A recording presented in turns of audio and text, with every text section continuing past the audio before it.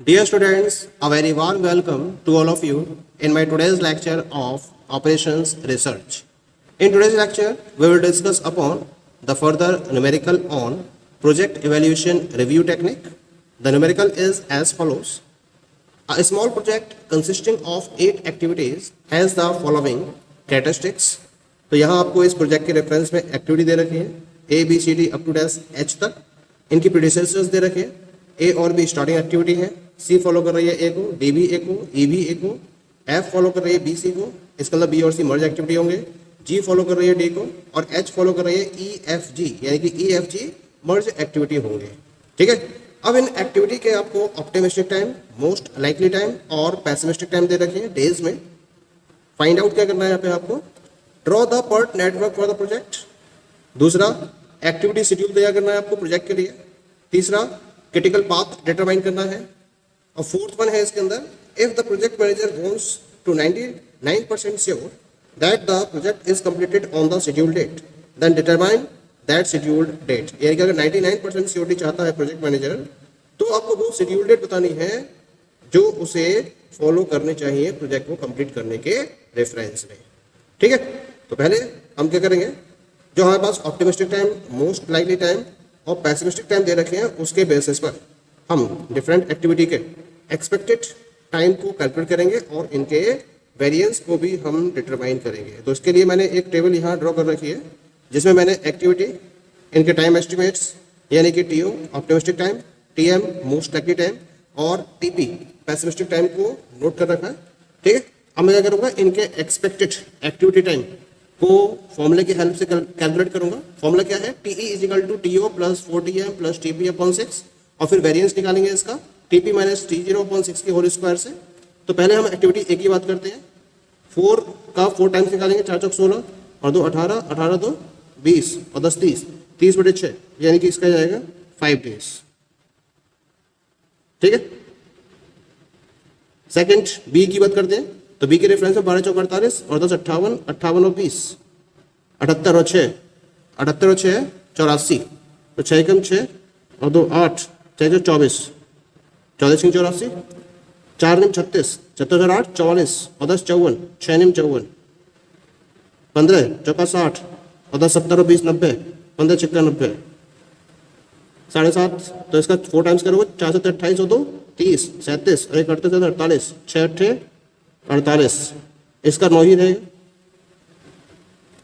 3.5 3.5 इसका 4 टाइम्स निकालेंगे, 4 3 12, 4 5 20, 14 और 3 17, 17 7 24 बटे 6, 6 चौक 24, 4 5 इसका 5 ही रहेगा.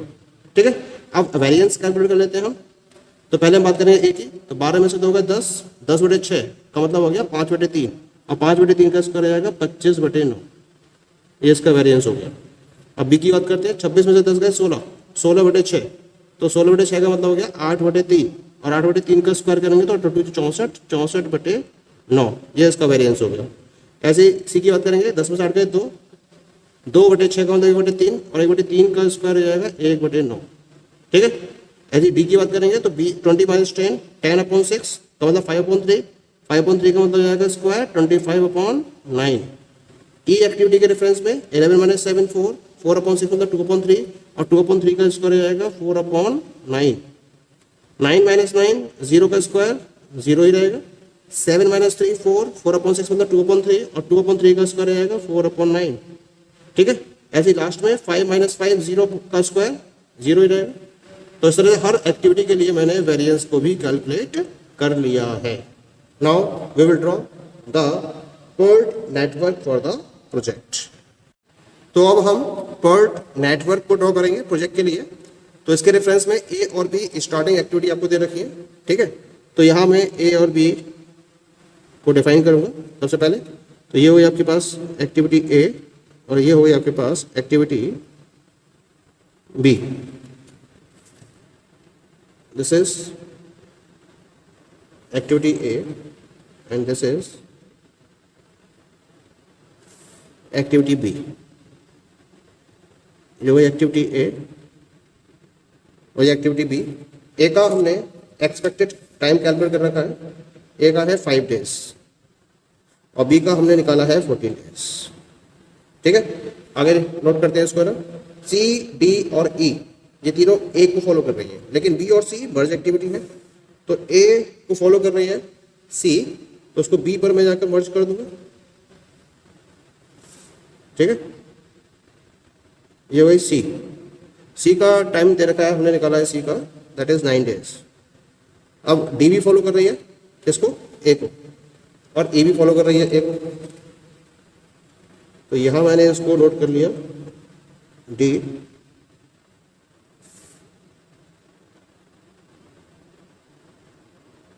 डी का टाइम हमने निकाला है 15 days। ठीक है, अब बात करते हैं ए की। तो ये आ गई, ये भी ए को फॉलो कर रही है ए।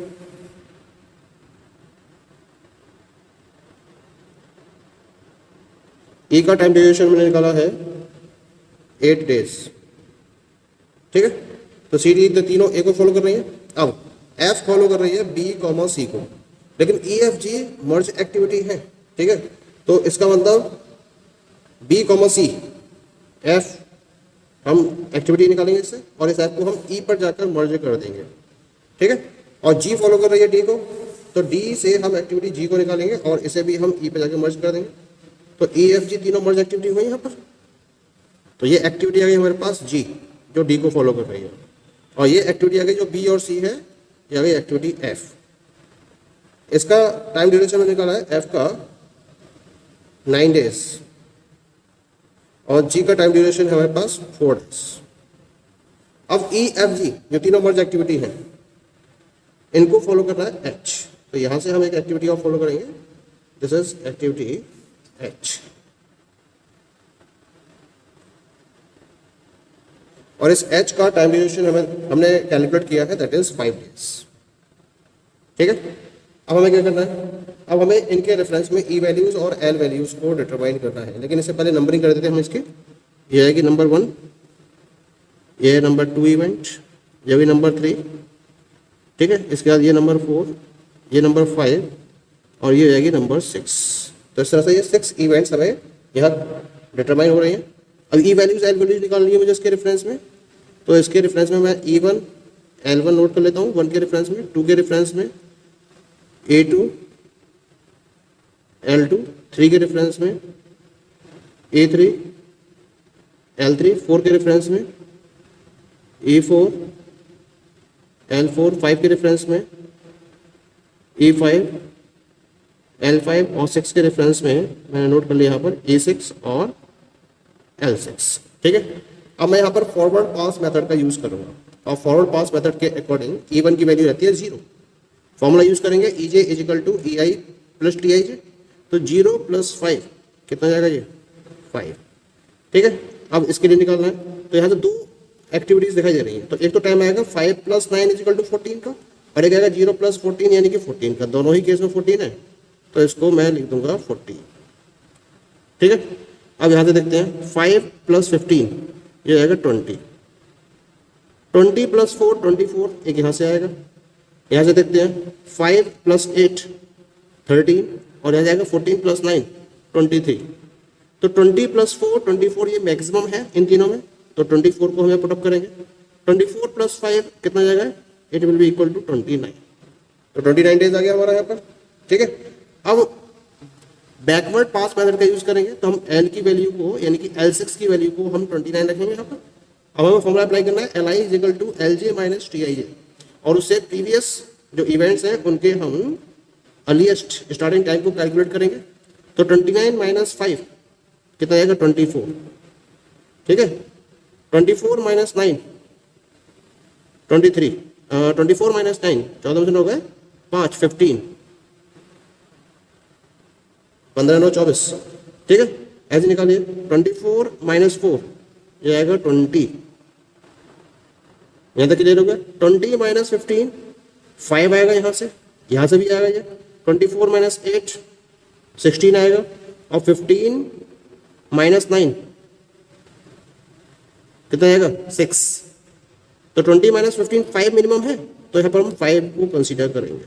जो मिनिमम होता है बैकवर्ड पास मेथड में उसको कंसीडर किया जाता है, क्योंकि यहाँ से 24 - 8 16 आ रहा है, यहाँ से 20 - 15 5 आ रहा है, और यहाँ से 15 - 9 6 आ रहा है। और इन तीनों में 5 मिनिमम है, तो हम L2 की वैल्यू 5 रखेंगे। नाउ 5 माइनस 5 0 एंड 15 माइनस 14 1, तो मिनिमम कितना है 0, तो 0 कंसिडर कर लेंगे। तो इस तरह से हर इवेंट के रेफरेंस में मैंने अर्लीस्ट स्टार्टिंग टाइम और लेटेस्ट स्टार्टिंग टाइम को कैलकुलेट कर लिया है। अब हम यहाँ पर देखेंगे क्रिटिकल एक्टिविटीज को। तो क्रिटिकल एक्टिविटीज के लिए वो देखिए जहाँ ई की वैल्यू और एल की वैल्यू सिमिलर है, तो यहाँ सिमिलर है, यहाँ भी सिमिलर है 2 में, ठीक है। इसके बाद 4 में सिमिलर है, इसके बाद 5 में सिमिलर है और 6 में सिमिलर है। तो क्रिटिकल एक्टिविटीज यहाँ पता चल गई मुझे।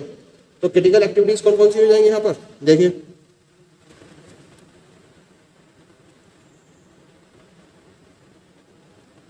क्रिटिकल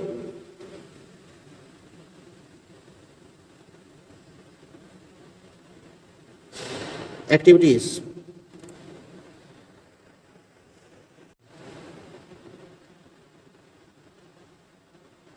कौन कौन सी होगी, ए कॉमा डी कॉमा जी और कॉमा एच, या फिर हम क्या कह सकते हैं 1 2 2 कॉमा 2 2 4 कॉमा 4 2 5 एंड 5 to 6 जो है क्रिटिकल एक्टिविटीज। अब निकाल लीजिए यहां से क्रिटिकल पाथ।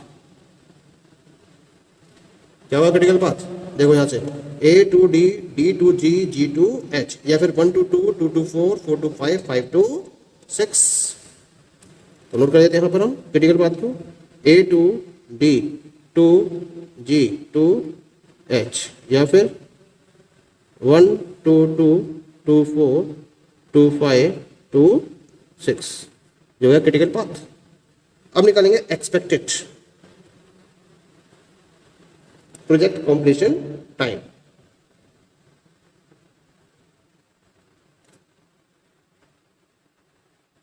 एक्सपेक्टेड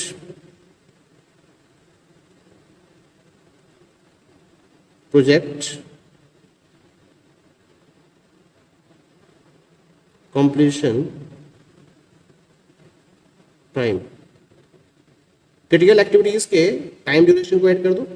तो ए का टाइम ड्यूरेशन है 5 डेज, डी का है 15 डेज, जी का है 4 डेज और एच का है 5 डेज। ऐड करिए इसको, 15 और 5 20 और 4 24 और 5 29, कितना आ गया 29 डेज आ गया। ये हमें मिल गई कैपिटल टी ई की वैल्यू। यहाँ तक क्लियर हो गया हमें, ठीक है। अब हमें नेक्स्ट पार्ट और सॉल्व करना है। नेक्स्ट पार्ट क्या कह रहा है, अगर प्रोजेक्ट मैनेजर 99% सीओटी चाहता है कि प्रोजेक्ट कंप्लीट हो जाए शेड्यूल डेट पर, तो हमें वो शेड्यूल डेट डिटरमाइन करनी है। तो इसके लिए पहले तो देखते हैं जेट 99% पर कितनी वैल्यू होती है इसकी वैल्यू होती है 2.33। अब मुझे सिग्मा की वैल्यू चाहिए, तो सिग्मा स्क्वायर निकालेंगे। तो सिग्मा स्क्वायर निकालने के लिए जो क्रिटिकल एक्टिविटीज है उनके स्टैंडर्ड डेविएशन को हम जोड़ेंगे, ठीक है। तो क्रिटिकल एक्टिविटी कौन सी है, ए डी जी एच। एक का जो स्टैंडर्ड डेविएशन है वो आपको दे रखा है 25/9, ठीक है। ऐसे डी का दे रखा है 25/9 और जी का दे रखा है आपको 4/9 और एच का दे रखा है 0। 9 एलसीएम आएगा यहाँ पर, तो 25 और 50 50 54 54 54/9 इन 9 का 54। तो सिग्मा कितना जाएगा इससे, सिग्मा आ जाएगा √6।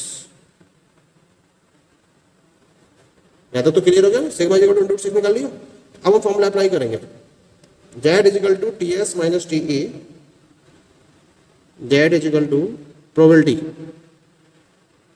Z is equal to T S minus T A upon sigma, ठीक है। तो इससे प्रोबेबिलिटी जेड, तो 99% पर कितना है इसकी वैल्यू 2.33 होती है। टी एस हमें निकालना है, टी ई कितना देखा है 29 डेज अपॉन अंडरवुड में कितना आएगा, अंडरवुड में 6, सिग्मा की वैल्यू √6 निकाली हमने। तो इससे इसको हम यहाँ मल्टीप्लाई कर देंगे तो 2.33 into √6 is equal to TS minus 29। तो TS कितना जाएगा इससे, 29 को जाकर ऐड कर देंगे तो 2.33 into √6 plus 29, 2.33 into √6 plus 29 add कर दीजिए इसको। तो ऐड करने के बाद जो वैल्यू आएगी it will be equal to 34.7 days. ये वैल्यू आप ऑब्टेन करेंगे जब सॉल्व करेंगे इसको 34.7 डेज, ये इसका आंसर है। इसका मतलब अगर प्रोजेक्ट का शेड्यूल टाइम 34.7 डेज रखा जाता है तो 99% सियोरिटी होगी कि जो प्रोजेक्ट है वो कंप्लीट हो जाएगा। Okay, thank you.